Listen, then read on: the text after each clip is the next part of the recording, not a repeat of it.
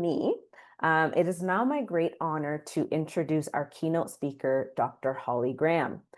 She is a proud member of the Thunderchild First Nation.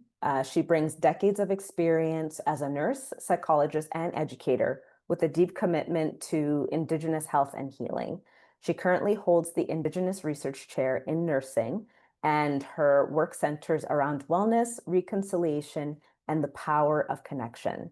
So please, if you can use some of the reactions or anything like that, please join me in giving a warm welcome to Dr. Holly Graham for her keynote, What Are Your Dreams? Thank you. Thank you for that introduction. It's so exciting to be here. I just love talking to young people, our students, our learners, and you are our future. So I am so pleased to be here. So I am a nurse and I am also a psychologist. So I started my career as a nurse and then I went back to school and did a few degrees, a master's and a PhD, and became a psychologist. But what I'm really going to talk about today is some of my path and my journey and how I got to where I am. But what I'm most interested in and want you to think about and would love if you could put it in the chat or share it at the end is what are your dreams? So what are your plans when you graduate from high school? So most of my PowerPoint is all pictures and I'm just going to show you people and places and some of the cool things that I've done, by myself and with my children as well. So I'm just going to, as we begin, ask you to really think about what are your dreams. If you have a piece of paper or if you want to do it on your iPhone, on your notes, I'd like you to just kind of what are your dreams? And dream can be anything from travel, can be from learning a skill, learning a musical instrument, or another language or a career. What are your dreams? It could even just to be about health and wellness. You want to run a marathon. So I'd like you to think about dreams and what they are, because it's kind of like life is short.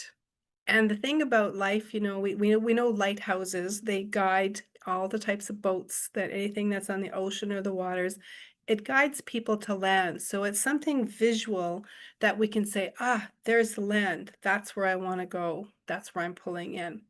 And so it's very similar with life when we look at, we did not get the canoe picture in here.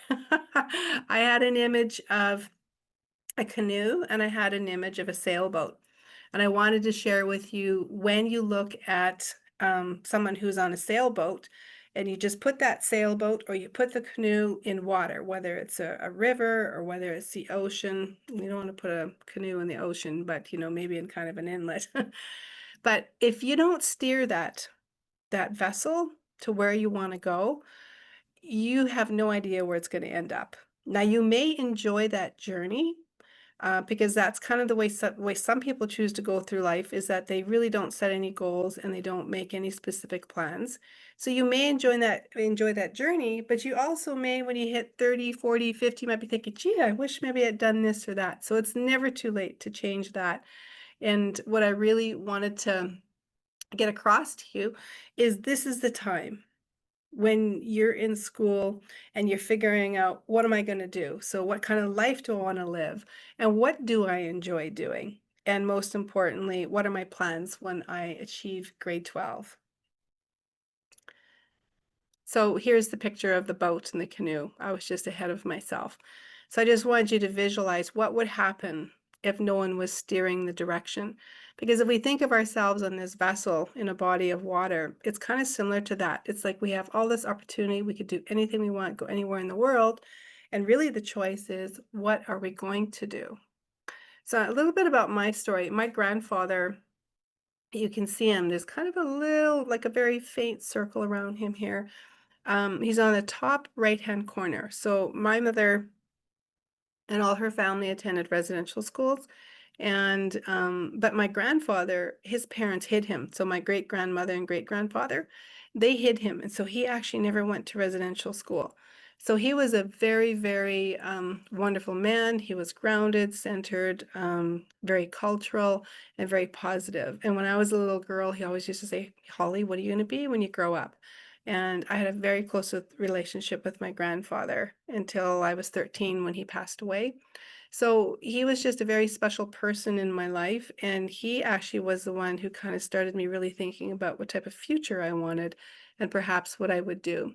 And so I always talk about him. And when I was a little girl, so see if you can pick me out. I'll give you a moment before I tell you which one is me.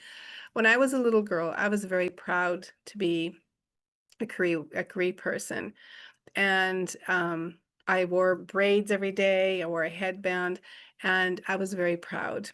And then that was in grade 2. So if you look at the picture, I'm the fourth person from the left on the front row. So you see the little girl right with the dress? Yeah, there I am. I was very proud. I had not experienced any racism or discrimination because at grade 2, it was still okay.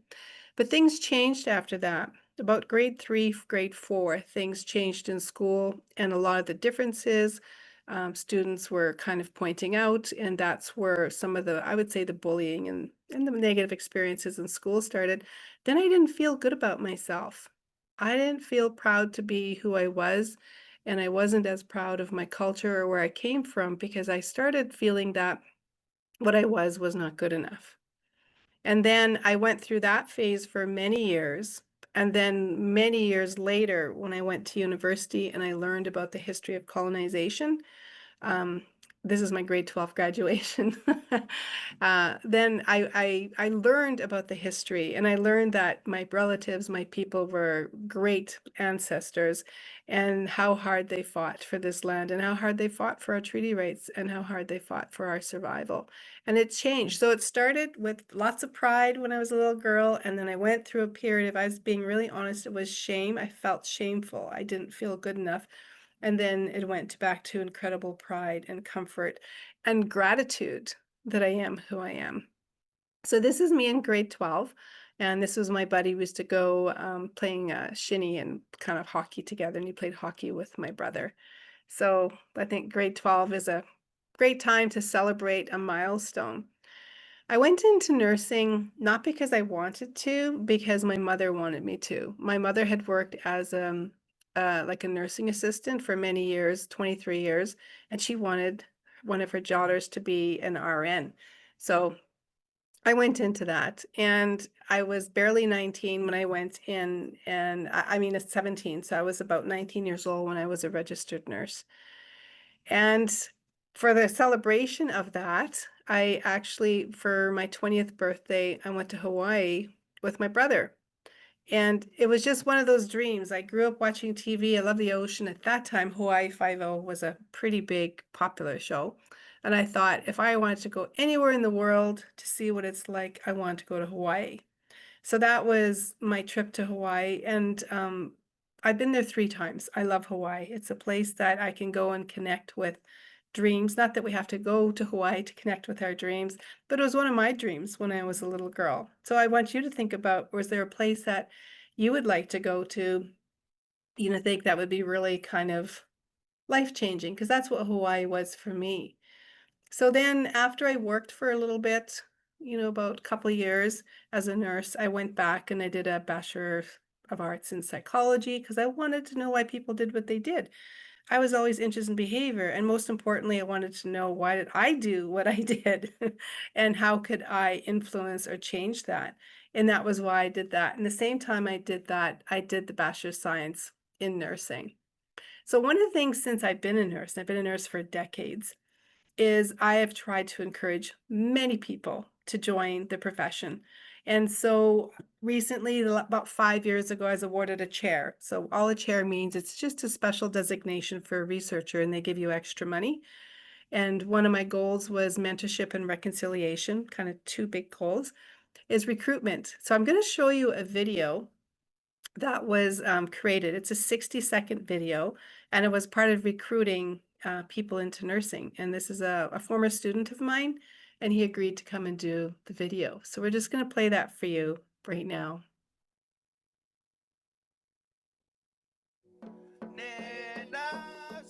A little louder. What do I love about it the most? Would probably be the diversity of it. And that was my whole goal. When I make changes, I make big changes. So I went from being in the military to working construction to nursing. I've worked in rehab medicine.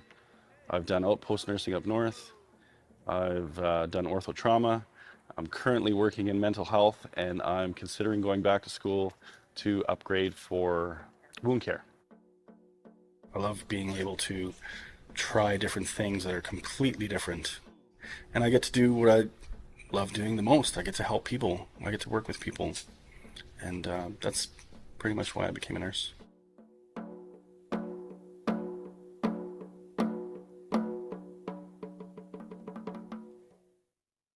So that was one of the initiatives I did was recruitment, and there's actually a set of 10 videos on my website, which we'll maybe share with you if you're interested in getting more information and seeing other videos of other First Nation people who've pursued nursing. Some have their degrees, some have masters, some are nurse practitioners and PhD in there. So one of the things I also did when I went into university, into nursing in 1983, which is a long time ago, was I started doing karate. So I have a second degree black belt in karate. And one of the things I wanted to do is I wanted to go, so that's me with Hakama. So I was refereeing at a tournament. And so I used to compete also nationally and internationally. And one of my dreams was to go to Japan and to train and do martial arts there. So that was, this is just a picture of one of the temples. So I went to Tokyo and I lived there for 6 months. I had planned to stay for 2 years. But one of the things I want to tell you is we make choices. You can plan to do something and you can change your mind if you decide that there's something else that would be more meaningful or better fit for you at the time. So they had a huge earthquake when I was there. And you can see I'm holding a baby. I'm holding my first son. He was 14 months old when we went to Japan, and so we're at a temple. And it was a very unique and cool experience to live in another country, and particularly with a different culture. So I wanted to share that. And then as part of my travel for karate, I went to the Pan American Championships 1999.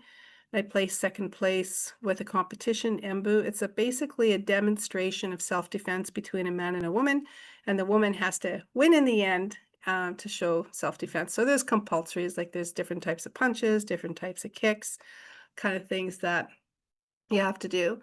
And I also went to Chile as well, and also Yugoslavia. And then my last world competition was in Canada. So, and I placed third place in Kumite. So you can see there's me on the far right. So I wanted to share that, we can have aspirations that just are not based in terms of career, but we can have such a full life and do so many things at once. And I started don't advance the slide, please. I started martial arts because I grew up in an environment where there was a lot of violence. And I was very concerned about my safety from what I had seen and how I'd witnessed women being treated. So I thought the solution was to become a really good fighter. So that was actually why I started karate. And what I learned through the years from studying martial arts and going to school was that I didn't need to know how to fight. I needed to learn more about myself and healthy relationships and how to kind of create that physical space and to be able to know when there's danger before it happens. That's what I learned from the martial arts, because actually you're taught if you have to block, meaning you're still there where there's danger, that you have failed. That's the Budo of Shotokan karate. So it's really about if you're alert and aware of your environment, you should be aware of danger and you should be leaving before it comes to that. I also learned a lot about healthy relationships. Remember, I did the Bachelor of Arts in Psychology. And so when I lived in the States, I worked in Texas for 3.5 years. I learned a lot about boundaries and communication as a psych nurse. And so what I really learned is I didn't have to fight to keep myself safe. It really was about picking healthy relationships, and that starts with having a healthy relationship with myself first. And I'm sharing that because that's a really important part of a journey, whether you're looking at a career or you're looking at anything you want to do in life. The most important relationship is the one you have with yourself. What do you tell yourself? How do you talk to yourself? Are you your best fan? And I'm asking that because we all have that little voice, and that's called intrapersonal communication, that self-talk. And what does that self-talk little voice say to you? And that's something that I had to work on through the years, and that is such an important part. So then all the karate, that was my last world competition. I quit competing in 2006, and I actually opened up a dojo with 2 other men who were black belts. And then I ended up having knee surgery in 2015, and that was when I quit teaching. But the training that I learned and the mental knowledge from the martial arts is what's really helped me to keep going and never give up, and to understand that my greatest competition is actually me, how I think. So it's something that has been a phenomenal journey. I want to show you this. This is what it looks like when you graduate from the university. All the profs are sitting up there, and you get to walk across the stage. So this was when I did my PhD, my doctorate. It was 2011 when I graduated and finished that. And this next picture is just a picture of my brother. I had a picture of my mother here, but my mother just recently passed away. And it is our custom that we don't show pictures of our loved ones for a year after they've passed. So I would typically show you a picture of my mother as well. So my family and the chief from my reserve, we had a big celebration. I was the first one to get a PhD. And so there was just this huge celebration because it wasn't just my accomplishment. It was really beyond me. It was accomplishment of everybody who'd supported me, my family, because we don't advance that way in those circles without a lot of support and a lot of people standing behind us. So if you look kind of to my shoulder there, where you can kind of, my shoulder, my elbow, there's a man in the back. That is he was the chief then, and he's a chief again. Not him, not that guy, the other guy. Yes, there. That's Chief Wapass. So my maiden name is Wapass, my family name. And there. And I invited this gentleman here. His name is Ron Echeverry with the gray hair, because he had given me one of my first jobs at Radio Shack. And so I actually asked him, I said, why did you hire me? And because I knew nothing about music, right? And he said, because you were the best worker I ever had. He goes, as soon as you were done something, you're always asking me what you could do next. So, and he came to my PhD grad. So he gave me my first job when I was 14. And so those relationships are so key. So I've shown you some of the things we've done, and I want to talk a little bit about choosing. And there's actually a choice map. If you were to Google it, choice map, and it actually has all this information. And I want to really leave you with this thought that, you know how people say it's a new day, start over, day by day, a new day. I start my moments every day, every moment. I start a new direction. I don't wait for a new day to change my direction. So I live my life much more by moment. If there's a setback or a disappointment, it doesn't ruin my day. It does not consume me for the whole day. It's what can I do about this now? When I was a very young girl, 8 or 9 years old, my mom took me to Sundances and I started dancing. My Cree name is Okamaotikskwo, which is, if you've been to a Sundance, it's the center pole, which means to bring peace and happiness to those around you. That's very loosely translated because you lose a lot of meaning when you translate to English.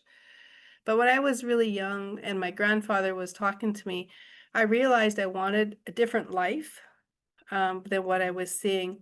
But I didn't know how to do that. I didn't know how to get out of where I was and the poverty and the violence and everything that I was growing up with. And I prayed. I always prayed. And I'd learned to do that in the Sundance and in other ways by my mother. And so what I did was I did the opposite of what I saw everybody doing. People were skipping out of school, skipping classes, not going to school. I stayed in school. I went to school every day. And I also saw a lot of my peers and relatives and ever friends around me that were experimenting with drugs and alcohol. And I could see where that was going. So I thought, I'm not going to take any chances. So I didn't do drugs or alcohol. And to this day, I'm still drug and alcohol free. And I don't smoke either. And then I stayed in sports. And sports really kept me busy, kept me active, kept me fit. And I think that sports are really important. It's important that we develop our bodies, not just with learning in school, but we develop ourselves physically. I also listened to my parents and my grandparents. I saw a lot of young people when I was growing up, you know, kind of as they were coming into being a young person, really feeling that they kind of knew what they should do and they shouldn't listen to anyone. And I kind of thought, I'm just going to listen to what they say and take it under consideration. And I did. And as I mentioned, culture was such a significant part, the Cree culture. And the other thing was when I was dating, I still kept my goals. To me, dating was more about, going to a dance or an event and having fun, but I still stayed focused on my goals. And I didn't want anything to interfere with me going on to I actually wanted to be a cop. I wanted to be an RCMP officer, but I was too young. I was 17 when I finished grade 12. I couldn't go in because you had to be 19. And that was why I went into the nursing. So I just wanted to tell you, like, we do have choices. I think many of the challenges that I had decades ago are still many challenges that many of you may be having.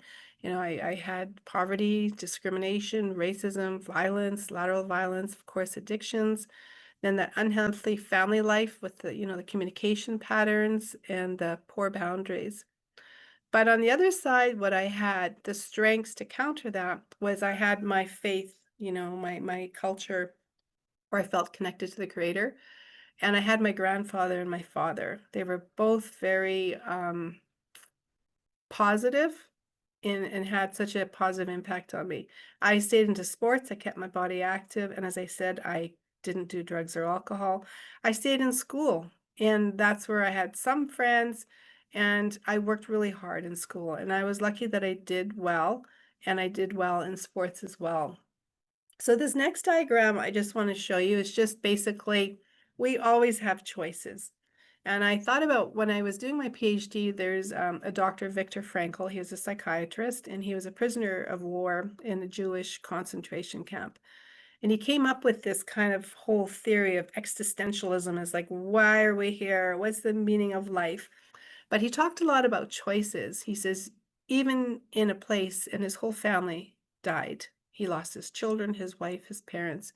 He said, we still have choices. We have choices to get up. We have choices to eat. We have choices to exercise our body. We have a choice of where we're going to direct our mind and what we're going to focus on. And it's something that really stuck with me. And it just really occurred to me that even when I don't do something, I'm still making a choice, right? If I choose not to do something, that's still a choice. I'm choosing to disengage. So we're always making choices. And one thing I've done is just become aware of it, conscious. What choices am I making right now? Am I choosing to be positive? Am I choosing to try and learn this even though it's so frustrating and it feels like I'm never going to get it? Because I've been there. I've had to learn lots of things that at first I thought, I can't do this, but I did. And so it's really about choices. I want to show a couple pictures. This is my daughter, so I have two children. And I just realized I don't have one of my son here. We saw my son when he was a baby.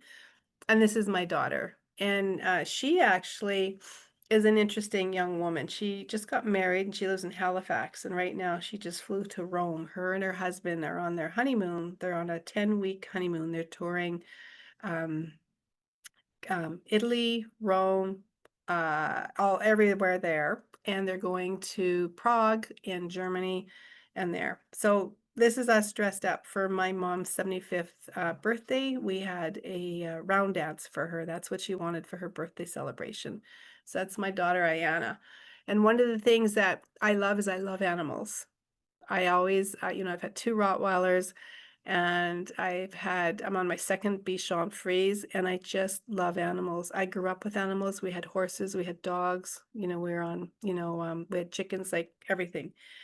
And so this is a wolf. And I went to Florida and I took my daughter there. We went to this place where they had wolves raised, and we actually spent time with wolves, and we were taught interspecies communication. I know, how cool is that? There's a woman there. This isn't the woman, but her name is Mary. And this is my daughter and myself. And she actually works with animals who were injured in oil spills in Florida and animals all over the world. And her job was to communicate with them and to tell them what's going to happen. And they found the survival rate went up like 60 to 70%. So a lot of people think, oh, that's not possible, but there's more science behind that we can learn to communicate with animals. And that animals, actually, their limbic system, that's their system that looks at emotion, can actually connect to our limbic system. So there's science that shows that. And animals are so cool. They can sniff bombs, they can sniff drugs, they can sniff cancer, they can tell if your blood sugar's low, they can tell you if you're going to have a seizure, like they're trained to do all these things. They are remarkable, their intelligence and what they can do. So I love animals, and most of our trips, a lot of our trips revolve around animals. This next slide, we went and we snorkeled with the manatee in Crystal River. And so there was, we can advance the slide, Sorry, please. just give me a second. I don't know. I think my computer is frozen. I can't Okay, well, you'll advance see the this slide. this next slide. We're in Crystal River that same year, and we're snorkeling with a manatee, and a manatee just had a baby. So there was a mama and a baby manatee, and my daughter and I snorkeling, and it was really cold because it's a river. So it was like freezing. We put on a wetsuit, of course, to go under, and it was like in March, which is cold. And so my daughter and I said, we're never going to be here again, probably have this opportunity, so we're just going to do it. So we went in and we snorkeled with the manatee, and we'll wait for that slide. Yeah, so you can see that's the manatee, and my daughter and I, the snorkeling there. And then the next slide here is just a picture of us when we were waiting in Florida before we went to Bimini. We went to the Bahamas, which is the next slide. And we went and snorkeled with dolphins. I wanted to go with them in the wild, right? Not when they're in captivity. I wanted to be in the wild with them so that they could choose to come and snorkel with us. And they came every day that we were on the ocean. It was a week-long trip, and they came every day to snorkel with us, which was a blessing.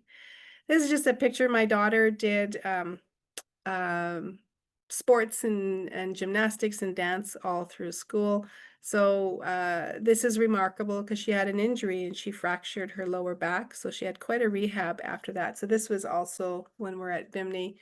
So she had done silks, and this is her hanging upside down doing a performance. And her dream was actually to go to Cirque du Soleil. But as I said, she fractured her back. She was doing double trapeze, and the person missed her, and she fell past the mats, and she fractured her back. So she had to change directions. And that's what life is about. So this is her after her rehab. She never got right back as slim or as into shape as she did before. She maintained the flexibility, and she changed directions. So she did a degree at Dalhousie University. Then now she's just doing training to be ASL, American Sign Language. So it's a 3-year course, and she'll be done next year. So she's just finished her second year. This is her hanging upside down. And so at corporate functions, she serves champagne, and she makes more money than I make an hour. She makes $200, $250 an hour doing this. And so that's just some of the cool things she's done. And one of the things she's really promoted in her circus, they called it different. They had a circus group. It was called Breaking Circus, which means breaking the traditional types of circus. Like she was very much not into animal cruelty, so not training animals and bringing them away from their natural kind of habitat. And so, and also environmental racism. They talked a lot about, how we're actually discriminating racist, like we're not looking at Mother Earth as she's alive. If we were to consider her alive, hopefully she would be treated much differently. So that's really kind of what she's done.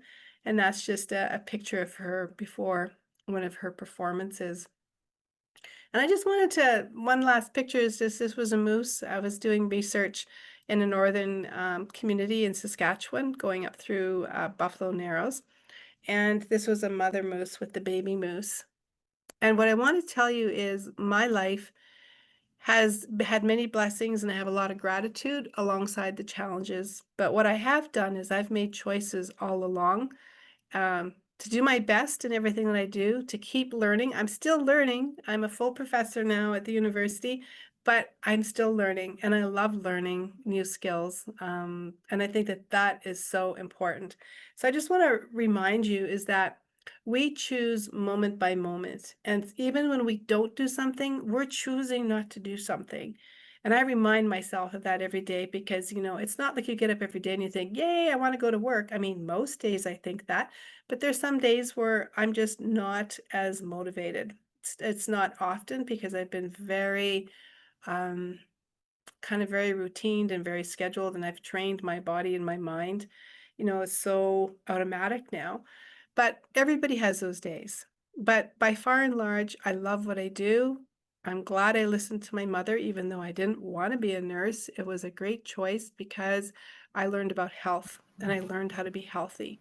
And that knowledge is priceless because health is wealth. And it truly is, because if you don't have that, the money doesn't really matter. It doesn't have the same impact. So I just wanted to see some questions. Who has questions or comments? We can take the PowerPoint down, and I'm just so excited to be here to be one of the people, pardon me, who has the opportunity to talk to you while you're in this position to start your life and to do what you want to do. I think the hardest part about being before you're 18 a little person is you don't have the full opportunity to be completely in control of everything. The only thing you can control is like some things like going to school and thinking about what kind of person you're going to be and making those plans. So I don't know. I don't see any faces. I don't know if the young people can put their screens on so I could see some of your faces. But I look forward to your questions or comments. Yes, we have a couple more minutes before the end of the session, so we can, if you have any questions, feel free to ask them directly in the chat, or if you wanted to unmute yourself, feel free to ask. I would love to see your faces. I cannot see any faces. Oh yeah, turn on your cameras. Oh yeah, I should probably turn mine on too.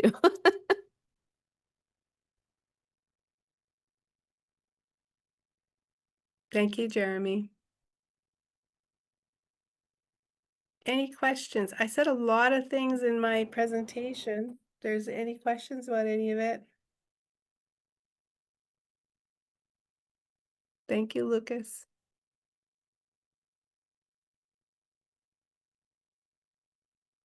Daria says, amazing presentation. Thank you so much for sharing all these amazing notes from your life and career. You're so welcome, Daria.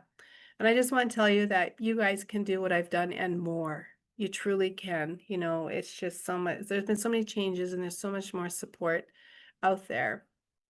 So I just encourage you guys to all dream and do what you want to do. Become the best you that you can. Actually, I have a question. Sure. So between your nursing, your multiple degrees, having children, and having such a full life, and being so involved in sports and karate, how do you do time management? Like, how do you do it all, and even find the time to do stuff like this as well? I actually have a schedule. I schedule my exercise in. I schedule visiting, spend time with family. I schedule I'm going to go to gym. You have to schedule work, but you have to schedule fun time because otherwise the work gets to be kind of onerous and it gets kind of be like, oh, all I have to do is work. So I have to actually see my rewards. And I think that's the biggest thing. And the martial arts really taught me that discipline of sticking to things even when it's tough.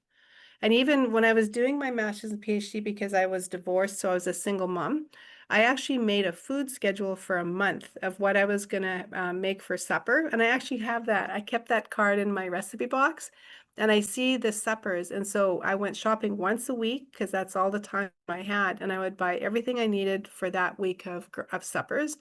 That's how scheduled I was because I would not have been able to achieve what I did unless I had. And eating is such an important part of staying healthy and being able to study and learn and to move your body to do well, right? So we have to eat well.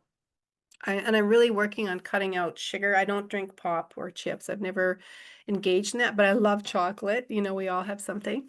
Yeah. So I work to actually eat a lot healthier and always an 80-20 rule. 80% of the time I eat healthy, like absolutely.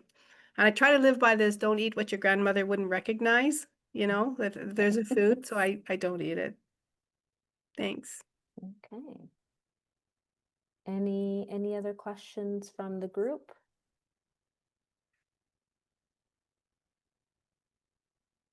How about dreams? Could people put their dreams? I suppose maybe it might be scary to put it in the chat box for other people to see. Do they have a way to communicate, Shannon, that is more private? Um, I believe they can direct message you as well. Yeah, how about Um, direct messaging me? I'd just love to hear some of your guys' plans. or I think we did actually have a poll of like what is your dream? So let Mm-hmm. me just launch that. So I think Yeah. you should be able to see that now. So there should be two questions. One, where are you tuning in from, and what is your dream? Well, given time, could they just tell me what their dream is? I'd love to Yeah. see.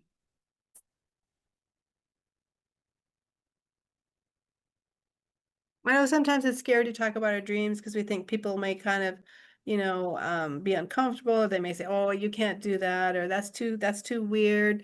And I just Mm-hmm. want to say, I never thought my daughter would run away and join a circus because that's a parent's worst nightmare. But no, it happened and we survived it, and Yeah. it's okay. And her life settled out, and it doesn't matter what other people think about what it is you want to learn and do and study. It matters Mm-hmm. what you think because you're the one who's going to be doing it. Yeah. Yeah.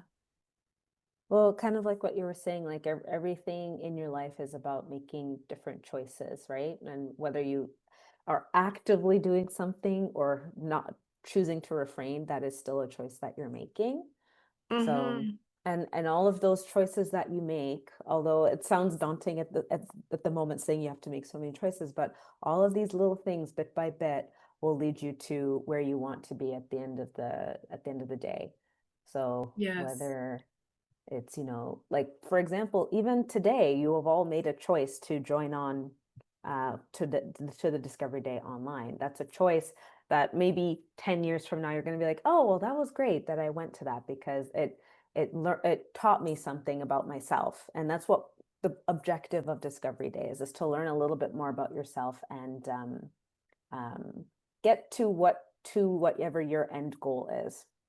Yeah. Mhm. I like this. What's your biggest piece of advice for students going to university who want to balance schoolwork and carrying out their passions? I want to go to medical school and have a passion for music. You can do both. You really can. And congratulations to you, Natalie. That's fantastic that you want to go to medical school. But you can do both. You just schedule it in, whether it's 30 minutes, 4 times a week, you schedule it in. Sometimes I schedule earlier mornings so that I can have time to go bike riding or go for a walk, before I start the day. You schedule it in. You just actually write a schedule out, and then you can see how it all fits and how much time you have. You can do it. Being a nurse and a mom, it's just life for me. We have to work. We have to support ourselves. So I have to work. So I got to figure out how to do that. So the children's dad and we actually, one of us always stayed home with the kids and we never used a babysitter. So when we were in Texas for 3.5 years, I worked weekends, Friday, Saturday, Sunday, because he was home and could watch the kids. And then I came back. So it was always about planning, where are my children? Who's going to care for my kids? And then working as a career, because you have to do that. Um, a stop motion artist and would go on adventures. Oh, that's so cool, Lucas. Yes, you can do that. And life is adventures because you can go different places and do different things. That's fantastic. We need people doing whatever they want and to dream and to know that just do it. Okay, so I have some of the results from the polls. So the first question is, where are you from? So there's a lot of people from Saskatchewan, from Ituna or Ituna. I'm not sure where that is. Etonia? Etonia. I've been there. Hi, Oh, Etonia. we've got Moose Jaw, a small town called Neilburg. Marsden. So a lot of you are from Saskatchewan. We have some people from Flin Flon as well. I've I've never been to been Flin there. Flon. Okay, and so we have some people from Regina as well. So thank you guys for coming. So what are your dreams? So to be more independent and to travel to places I've never been. That is Cool. a great goal to have. To talk about me personally, when I was like 22, I decided to move to France on a whim, and I lived there for 2 years, and it was the best experience of my life. So if you have opportunities to do stuff like that, take it. for sure. Mhm. Oh, someone said that they want to be a doctor and a singer at the same time, if that's possible. Yes, Anything it's is possible. possible. It really is. So someone wants to be a famous author, Cool. and someone wants to travel the world, although they don't have a set plan after high school, but they want to do biomedical engineering. Well, if you don't have a plan, set a plan. And the reason you have a plan is so you can change your plan. Don't ever think when you set a plan that you must do this. You just have to have a plan because remember the sailboat or the canoe? You have to head in the direction that you want to go. Because if you don't set some plan, less likely you'll achieve it. So just make up a plan, but you can change it. I do a vision board every 10 years. And my vision board directs my life, the quality of life of what I want to do, right? I still do one. Thank you for sharing that. Yeah. So a couple more. Ooh, if I could do anything, I would study fashion and design wedding dresses. But after school, I plan to go into medicine to help make a hospital more comfortable place for patients, but specifically for children. So that is a great aspiration to have. You can do both. Going to university after high school, that's a good one too. Becoming a nurse practitioner, not only to improve the patient's lives, but the healthcare system. Yes. Wonderful. You know, and all plans are good. And we're not going to say any are good or bad. Just having a plan is what you need to do so you can become independent. So every plan is good. Okay. Uh, All right. we need to wind up there, Nani. Yep. I'm just Yeah. going to say, so thank you everybody for sharing your thoughts and sharing what your dreams are. We do have to wrap up. So right now we're about to head out to your workshops. So just get back to the Excel Events platform and just join the workshop that you're in. But actually right now we have a quick break, or is the break over now? Janice? I think we are going to go right into the workshops. Okay, so yeah, so you'll just have to join right into your workshops. So thank you so much, everybody, for coming, and just stay tuned for the rest of the day, and hope you enjoyed. Thank you, everyone. Take care.